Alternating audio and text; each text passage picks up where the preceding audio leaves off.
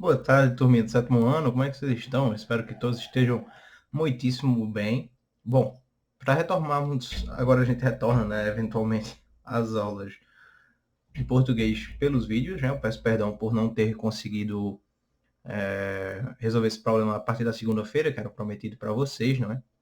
Mas agora que está tudo em ordem, a gente pode dar sequência com o nosso livro em mãos, tá?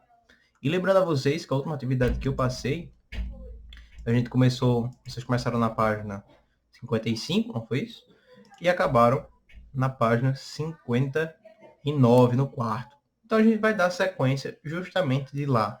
Então espero vocês na seção prática de leitura, página 59, texto 2, notícia, tá bem? Esse vai voltar a ser, na verdade, esses vão ser nossos vídeos curtinhos novamente de português. Eu só não consigo fazer isso em inglês, porque em inglês a gente não tem material didático pronto, eu tenho que preparar o material didático para vocês.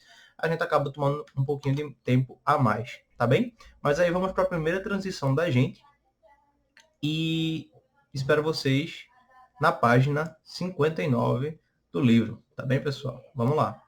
Sessão Trocando Ideias, não esqueçam, tá? Prática de leitura.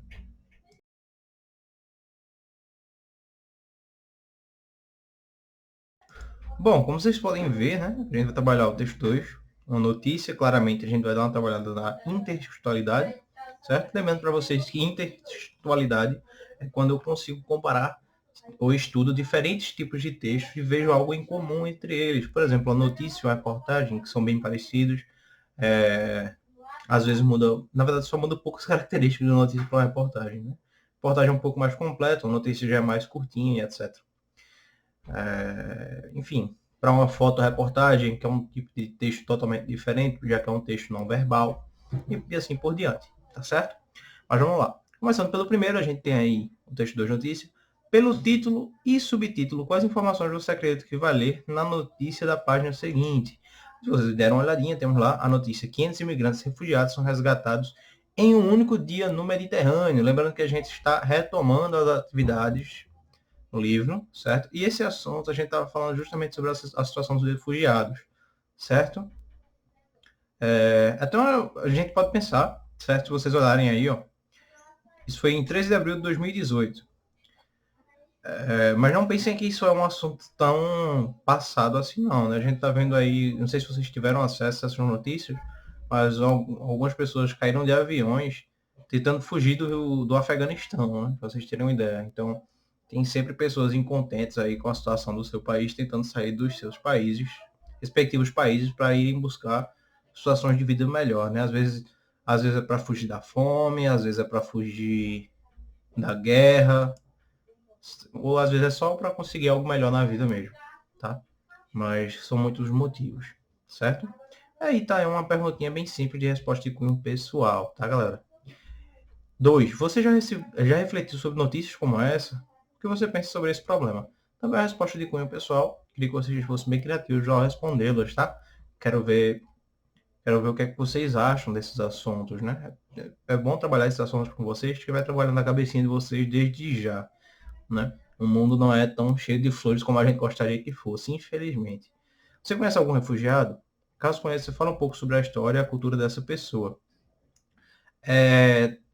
Provavelmente vocês não vão conhecer tanto, mas antigamente a gente tinha um programa que era Mais Médicos, né? Que eram os médicos cubanos. E aí, quando tentaram renovar para dar a situação, porque a maioria desse dinheiro dos médicos, na verdade, não ia para os médicos, ia para os países dos médicos, né? Para Cuba. E lá, digamos assim, não é um país muito democrático, né?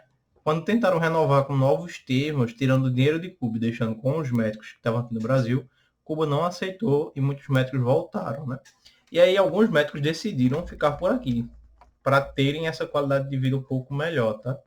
Obviamente, os que voltaram, voltaram por conta da família, etc., porque eles ameaçavam a família, etc. Mas mas a gente pode considerar isso, de certa forma, um refúgio, certo? Como refugiados. Então, se vocês conhecerem, a gente tinha médicos cubanos aqui em Vertentes, então se vocês conhecerem algum caso do tipo, vocês podem contar essa história também, certo? Aí vocês vão ler, eu não vou poder ler com vocês, senão a gente vai perder muito tempo de vídeo, por conta daquela série de vídeos curtinhos que a escola demandou, tá bem? Temos aí os 500 imigrantes por dentro do texto e a gente parte direto para interpretação textual, né? Que fato originou a notícia? Tá bem, acho que está bem nítido, né? Qual foi o fato, né? Reler acima o título e o subtítulo da notícia. Lembrando que geralmente a notícia tem um título, ou seja, um título grandão, certo? E o subtítulo é algo que resume um pouquinho da notícia. A gente vê muito isso nos jornais. Por exemplo, em capas de jornais. Por exemplo, tá lá a notícia bem grande. Fulano de tal, a manchete, né? A manchete do jornal que chama. Fulano de tal fez tal coisa, não sei o que, impressionante. Exclamação, exclamação, exclamação. Para chamar a atenção. Aí embaixo tem a história contada, num subtítulo menor, dando mais detalhes. E mais a fundo, você tem a história toda completa, né? Isso geralmente é a notícia. Bom, aí temos a letra A, né? Sobre o segundo ainda. Quais informações chamam mais atenção no título? Que informações do subtítulo complementam as do título, né? Porque o subtítulo vem para complementar o título, certo? Que tempos verbais são usados e por que é feito desse uso? Bom, lembrem que os tempos verbais, né? A gente tem passado, presente, futuro. O passado tem um pretérito perfeito, perfeito, mas perfeito. O futuro perfeito, imperfeito. Aliás, desculpa, futuro perfeito, o futuro do presente e o futuro do pretérito. A gente tem o presente, né? No presente a gente tem o infinitivo, enfim, aqueles tempos verbais, tá, pessoal? Bom, aí vocês só vão classificar. Se for presente, o presente indicativo, subjuntivo, imperativo, etc, etc. Certo? Vocês vão indicar isso aí. Bom, letra D. Pesquisa no dicionário na internet a diferença entre refugiados e imigrantes. Tá? Eu não vou dar esse spoiler para vocês, geralmente eu faço, mas tem uma grande diferença, tá? Pessoas geralmente, mas eu vou dar uma diquinha para vocês. Pessoas geralmente que saem dos seus países, normalmente procurando condições melhores de vida, digamos, vou mudar do Brasil para o Canadá porque lá o emprego paga mais. Eu seria um imigrante. Se eu saio de um canto como o Afeganistão e venho para o Brasil para condições melhores de vida, onde eu não consigo ter papéis licenciados, etc., eu sou um refugiado, certo? Dê uma olhadinha direitinho nas diferenças entre essas duas palavras, tá, pessoal? O significado dessas duas palavras. Em sua opinião, por que foi feita essa distinção no título e não no subtítulo? Né? Essa resposta de cunho pessoal, eu quero ver a ideia de vocês. Depois a gente pode até ter uma conversinha sobre isso. A gente vai para o terceiro, relê o primeiro parágrafo da notícia e responda as perguntas, né? Você vai responder nada fora do comum, né? Tranquilamente, por interpretação textual. 4. Explica a relação entre a foto e a notícia, observando a sua legenda e a data. Relê o trecho da notícia, vocês vão reler. Realmente o resto, toda interpretação textual, tá, pessoal? E então o que realmente interessa, que é essa conversa entre textos, tá certo? Por quê? Essa conversa entre textos, certo? É justamente o que a gente fala de intertextualidade, que é quando você começa a comparar esses dois tipos de textos diferentes, tá bem? Compara a reportagem, número de refugiados deslocados, cresce em 2016 e é o maior já registrado, diz relatório. Com a notícia, 500 imigrantes e refugiados são resgatados em um único dia no Mediterrâneo. E responda, quais fatos da notícia se relacionam com os dados contidos na reportagem? Vocês vão falar aí o que é que se assemelham nos dois tipos textuais, tá certo, pessoal? A fonte dos dados da notícia e da reportagem é a mesma ou diferente. Por que foi usada essa ou essas fontes? Tá certo? Vocês vão indicar o porquê. Né? Vocês vão olhar aí de onde vieram suas notícias e vão poder compará-las, tá certo? Vão ver que uns têm acréscimo de outras fontes, etc. A que dados o Acnur se refere quando afirma que diminui o número de chegadas de refugiados pela Itália? Né? Você vai dizer se refere-se a um ou ao outro. Certo? A um relatório ou outro. Certo? Vocês vão olhar isso direitinho. Tá certo? Para quem não sabe, tá? E isso é bom explicar, né? Esse Acnur aí, só para vocês lembrarem, é o Alto Comissariado das Nações Unidas para os refugiados, certo? Resultando aí na sigla Acnur, certo, pessoal? E retornando ao livro, a gente tem teça, na verdade, teça seus comentários. Seus comentários. Esse teça é TC, tá, pessoal? Faça seus comentários. TC aí, TC de TC não é o TC de um tecido, né? É usado no sentido figurativo da palavra, não literal, tá? Para você fazer seus comentários. É possível aferir mais confiabilidade na notícia ou na reportagem? Explique. Pronto, aí é que está. Vocês vão... vocês dão mais credibilidade a uma notícia ou a uma reportagem, né? E aí o que é que eu espero que vocês devam me responder, tá? É uma resposta possível, tá? Vocês podem me dar. É a variação entre as fontes, tá, pessoal? Geralmente a gente atribui mais confiabilidade quando tem um órgão responsável por trás. Digamos, já foi a ONU que postou, foi a própria Acnur, né? Aliás, o Acnur, no caso, ou a agência FE, o governo da Itália que postou. Geralmente esses órgãos federais eles atribuem mais confiabilidade do que o Joãozinho da padaria da esquina de Vertente, por exemplo. Só um exemplo, tá? Não que o Joãozinho da padaria da esquina de Vertente faça um trabalho ruim, mas que um órgão federal tem muito mais confiabilidade que o Joãozinho da padaria de Vertente. Tá entendendo? Assim funciona nos textos jornalísticos, assim chamados, tá?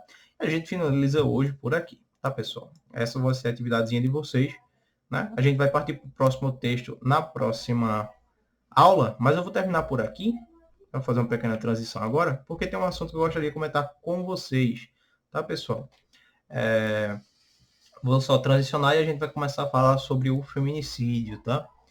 Eu vou mostrar algumas imagens quando a gente transiciona e vocês já devem ter percebido, os professores já trabalharam, a gente está na semana de combate ao feminicídio, né? Eu comecei esse assunto com vocês na aula de inglês, vou finalizá-lo hoje, tá, pessoal?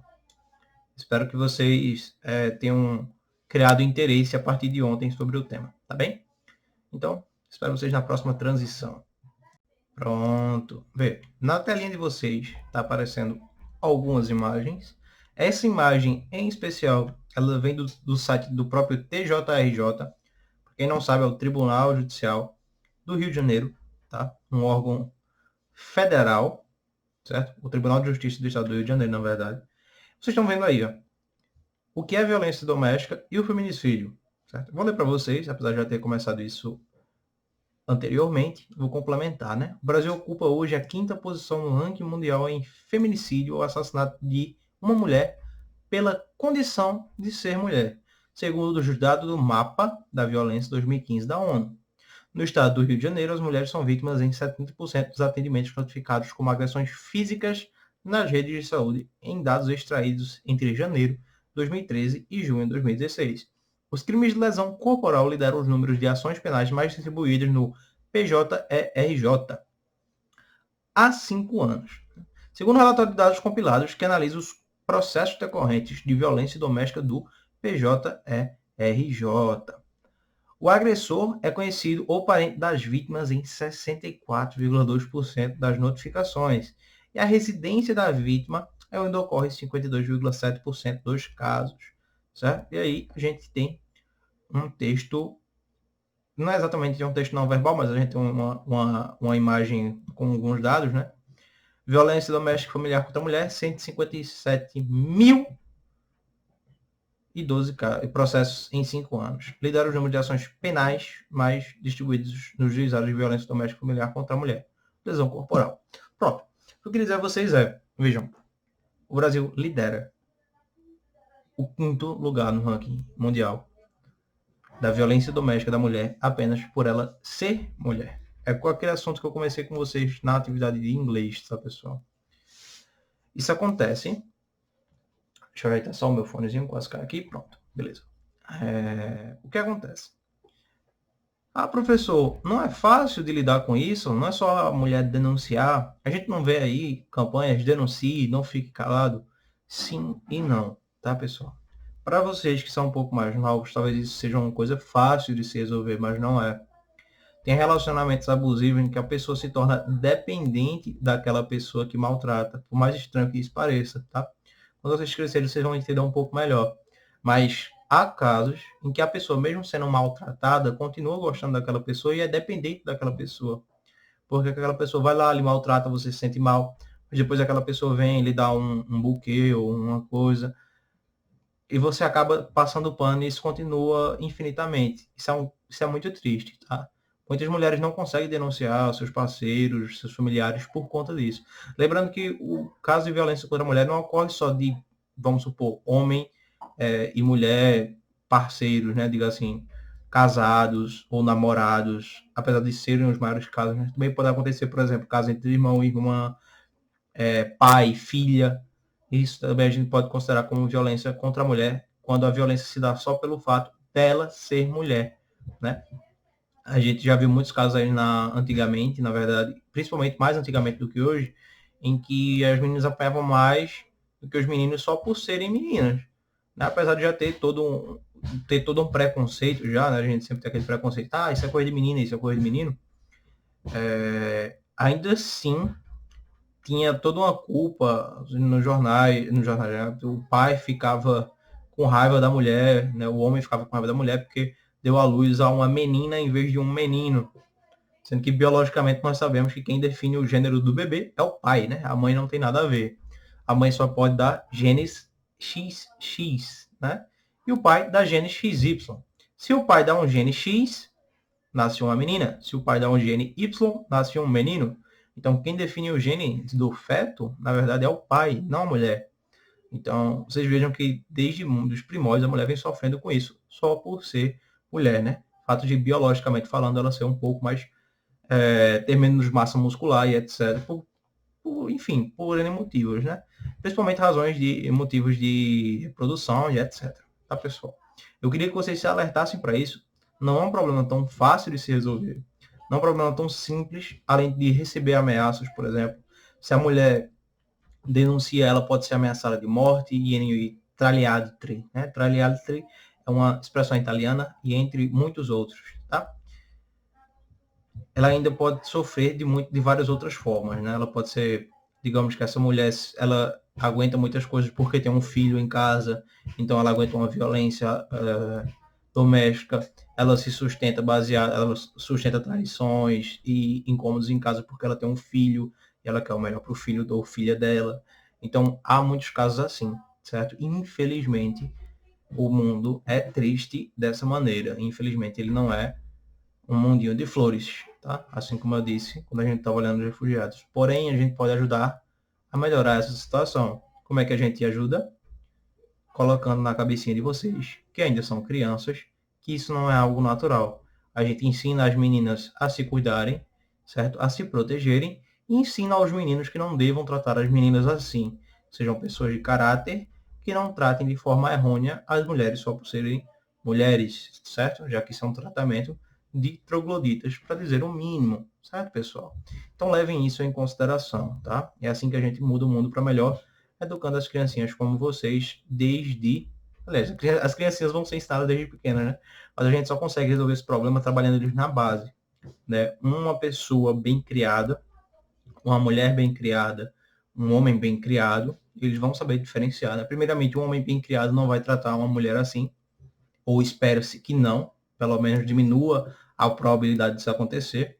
E uma mulher bem criada, né, no sentido assim, bem informada e etc., vai saber lidar e reconhecer esses casos de forma mais rápida, certo? Então a gente trabalha esse método para vocês serem protegidos no futuro, se poderem se proteger no futuro e mudarem esse mundinho triste da gente para um lugar melhor, tá certo? Para assim ambos poderem viver mais felizes, digamos assim. Tá certo, pessoal? Mas deixando essa vibe um pouco bad, né? Essa vibe um pouco mais triste de lado, vocês são a nossa esperança, né? Então tomem conscientização desde já, certo? Procurem sobre o assunto, uma aulinha, uma semana não vai ser suficiente, então sempre fiquem atentos ao seu redor, ao seu ambiente, fiquem atentos aos jornais, às revistas, etc. E procurar mais sobre o assunto, não estudem só porque o professor de vocês está falando, se interessar, na verdade, sobre o assunto. Procurem ser curiosos sobre esses assuntos que acabam moldando o mundo ao seu redor, tá bem? Procurem saber não só, por exemplo, por que as mulheres sofrem preconceito, por que os homossexuais sofrem preconceito, por que existe tanta fome na África, por que tem guerra no Afeganistão. Tentem ser curiosos sobre esses assuntos que moldam o mundo ao seu redor, tá? Essa chamada guerra de minoria, por que alguém sofre preconceito pela cor, por exemplo, racismo. Tentem se interar mais sobre os assuntos, tá certo? Assim vocês vão poder mudar o mundinho da gente para um lugar melhor, tá certo, pessoal? Um beijo bem grande para vocês. Essa foi a aulinha de português. Creio que tem sido nossa 12ª aula. Vai estar lá no YouTube. 12ª ou 13ª. Tenho quase certeza que é a 12ª, porque que vai para o YouTube, porque eu acabei contando. A outra foi um arquivo, né, que eu coloquei para vocês. Então, essa foi a nossa aulinha. Bons estudos para vocês. E espero a atividade de vocês dentro de 2 dias. Tá certo, pessoal? Um beijo bem grande. E mais uma vez, bons estudos. Até a próxima.